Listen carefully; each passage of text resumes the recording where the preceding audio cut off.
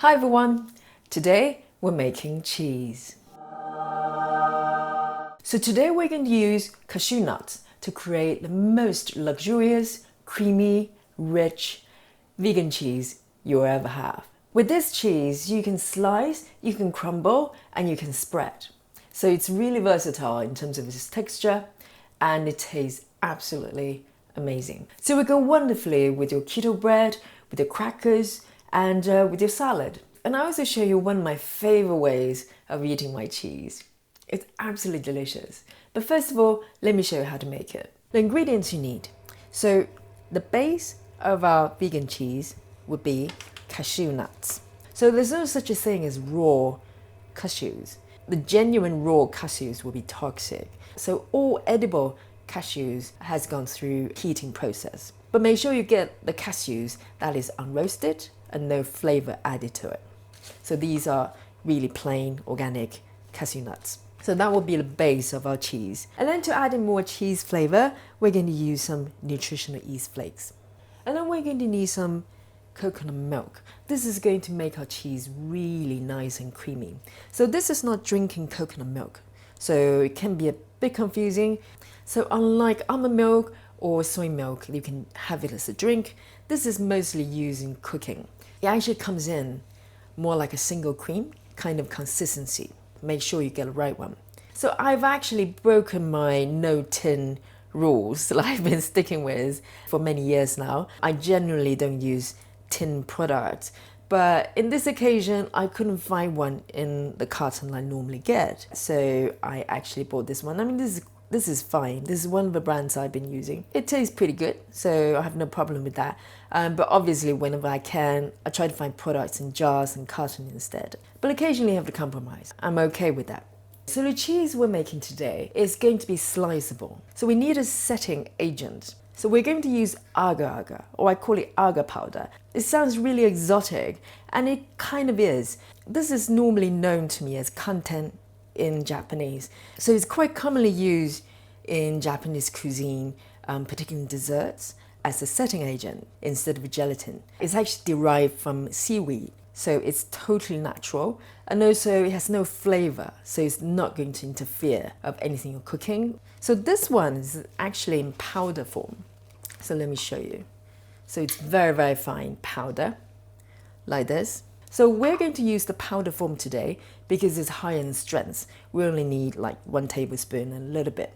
But this one I have to get from Amazon. It's not really commonly available in powder form, but you should be able to find the flake version a bit more easily. So it's from Clear Spring. Maybe not supermarket, but I got this from my local health food store. So this one actually comes in like this. It's very airy and light in flakes, like breadcrumbs. So you can totally use this one for our recipe, but you need 3 times more. So it's totally fine for the recipe, you just need more. So I list all the quantities you need and ingredients underneath in the description. So make sure you look up the recipe. And then we need a few fresh ingredients as well. So what I've got here is a medium-sized onion.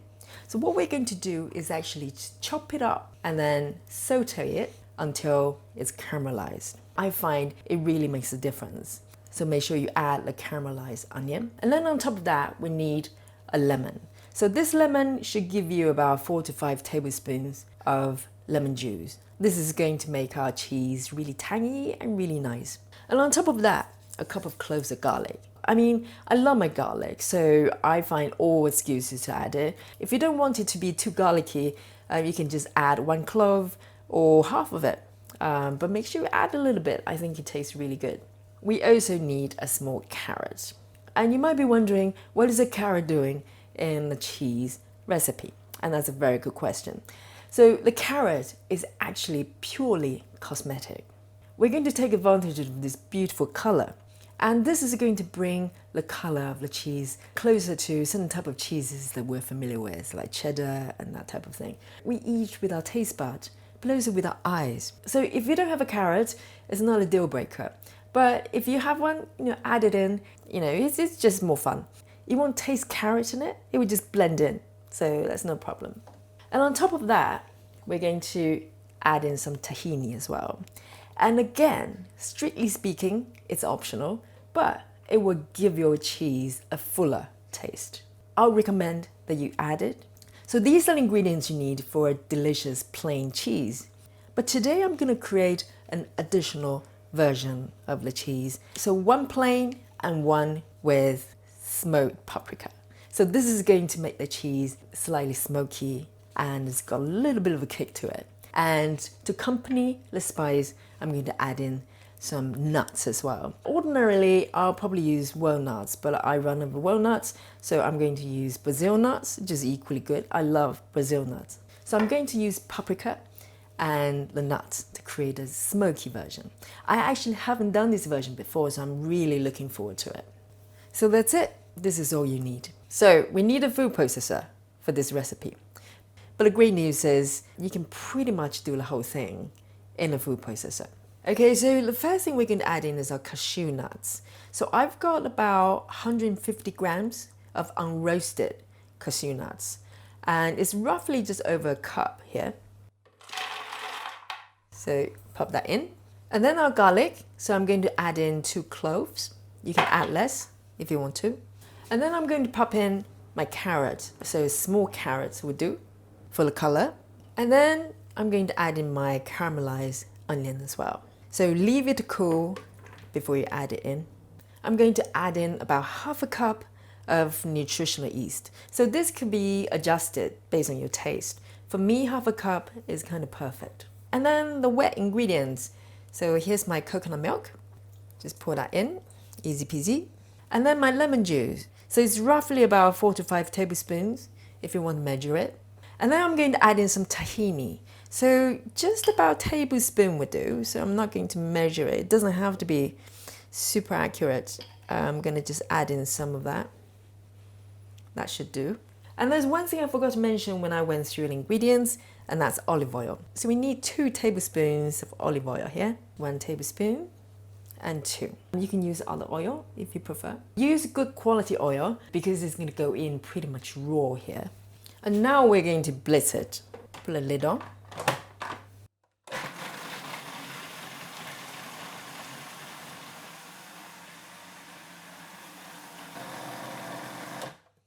Let's have a look. Okay, it's still quite grainy, so we still need a little bit more mixing time. But what I want to do now is the seasoning. I want to add in some salt in there. So I'm going to add in just a couple pinches, and I'm going to taste it and decide how much more salt I need. So this is completely to your taste. Right, just want to give it a quick taste to see if I need more seasoning. Oh, it tastes so good. Nice and tangy. So remember, this is a cheese. So most likely you're going to eat it with salad or put in your burger. So you want to go slightly overboard. Not overboard, but slightly further with the seasoning. Just make sure it's got enough salt in there. And then I'm going to continue to blitz it until it's super creamy and smooth.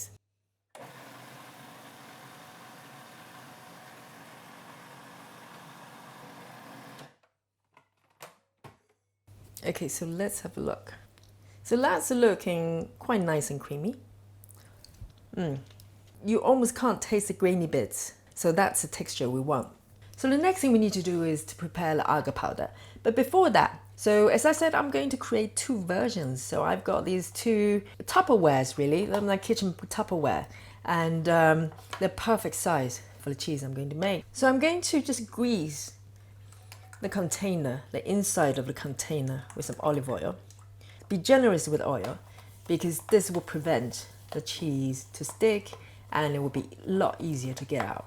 So make sure you grease all sides and this one as well. And it will add to the flavor as well. So the plain one, I'm going to just leave it as it is. Just grease the inner of the container. But with the smoked cheese, I'm going to add in some nuts. So I've got my Brazil nuts chopped quite roughly, quite chunky. You can use any nut or seeds you like. I'm going to just layer the bottom of my container with the nuts.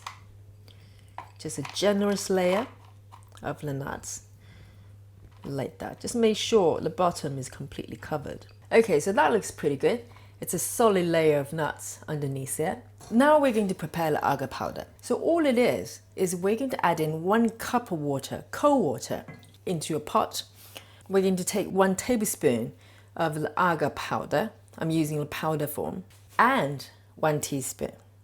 So if you're using the flakes, that's about 3 to 4 tablespoons. Now turn the heat on, medium to low heat, and then get a fork or whisk ready, like this, and start whisking.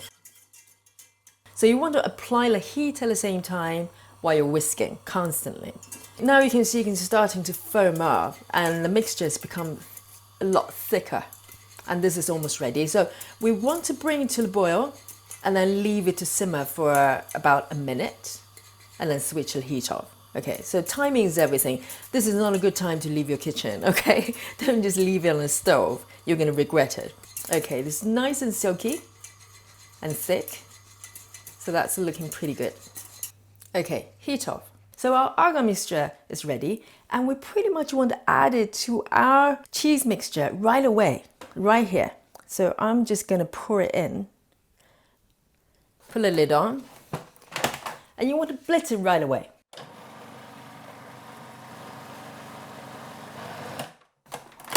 Okay, so I know my cooking is always really relaxing. You can take your time, but with this recipe, timing is important. You don't want the mixture to cool off because as soon as the mixture started to cool off, it will start to set. This is the container of my plain cheese. I'm going to just pour in half of the mixture here. So I'm trying to do it quickly so it's not going to set. That wouldn't be ideal. Okay, just smooth out the top. Okay, so that's a nice and smooth. I'm going to leave it to the side. And then here's our remaining mixture. I'm going to add in a teaspoon of this smoked paprika. Just 1 teaspoon to start with. And I'm going to taste it to see if I need more. I blitzed it a little bit and I had a little taste as well. And I think I'm going to add another half a teaspoon in there. It tastes so good. It's really good. And then I'm going to just give it a quick mix like this. It's almost nice to have that slightly marble effect of this red streaks of paprika that runs through it. Okay, now, timing is everything, as I said. I'm going to just scoop all the remaining cheese mixture into this container. So there's a layer of nuts, chopped nuts, Brazil nuts underneath. Okay, so now I've scooped everything in and just flatten the top and make sure it's kind of evenly spread. And just give it a little tap so there's no air pocket. So here's our 2 versions of vegan cheese. So they're both ready to go into the fridge to be set. So I'm going to just use the lid of the Tupperware on top, or you can use a layer of a cling film. And we're going to pop them in the fridge. So you want to leave the cheese to set in the fridge for, I say, minimum 4 or 5 hours for the texture to set and settle. And if you can leave it overnight, it's even better if you could wait. But I say, 4 or 5 hours should be sufficient. And after that, it will keep in the fridge, I say up to a week. So it's pretty good. Okay, so these have been in the fridge for about 5 hours. So they should be set quite well. I mean, ordinarily, I'll leave them overnight, but 5 hours should be fine. Let's have a look. So it's totally set, actually. It should be fine. And this one as well. That's great. Okay, here's my plate. And I'm going to just gently loosen the sides. Just run a butter knife around the container. And this should help it to come out easily. Okay, so let me tip that over. Okay, there you go. That looks lovely. So I'm going to transfer this one onto my cheese ball number 1 here. So you can see it's pretty firm here. Kind of like firm tofu maybe, the kind of texture. I'm going to just slice it up for you so you can see. You can run your knife through. Just be gentle. 1 more slice. So there you go, so they're actually sliceable. The texture is really nice. It's not as firm as cheddar, so it's kind of quite soft and bouncy. So let me show you the smoked cheese. I'm actually really looking forward to this one because I haven't done a smoked one before. So I'm going to just run my knife along my container and just kind of, loosen it here and there.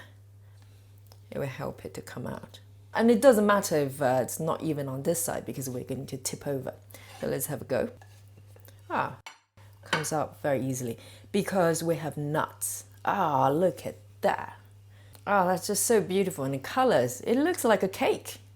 That's just lovely. Just very recently I found this beautiful kind of a cheese board with a lid on top. And I've been dying to use it. So this size is just perfect for the smoked cheese. So I'm going to gently transfer this cheese over there. That's okay. Look. Oh man. Okay, that looks so good. And what I thought would be nice is to have some herbs to go with it. With this one, I'm going to sprinkle some chopped chives. I just thought that flavor would be so nice together. So look at that. That's our smoked cheese. I'm dying to taste it. It looks so good. And then I can just keep it nice and safe with this. How nice is that? I'm so pleased with this little container. I love it. Great. So the only thing left to do is eating. So there you go. Here's the creamiest and most luxurious keto vegan cheese. One plain and one smoked. And guess what? I can't wait to taste it. So this cheese would go wonderfully with your keto bread, with your crackers. But I did say in the beginning of the video, I'll share with you one of my favorite ways of eating my cheese. And that is with cucumber slices. This is such a wonderful combination. Please try it. So I kind of just slice them up like that, kind of cracker size. And I love eating my cheese with them. And also it's so easy to prepare. You just slice up cucumbers. So there you go. This is the plain one.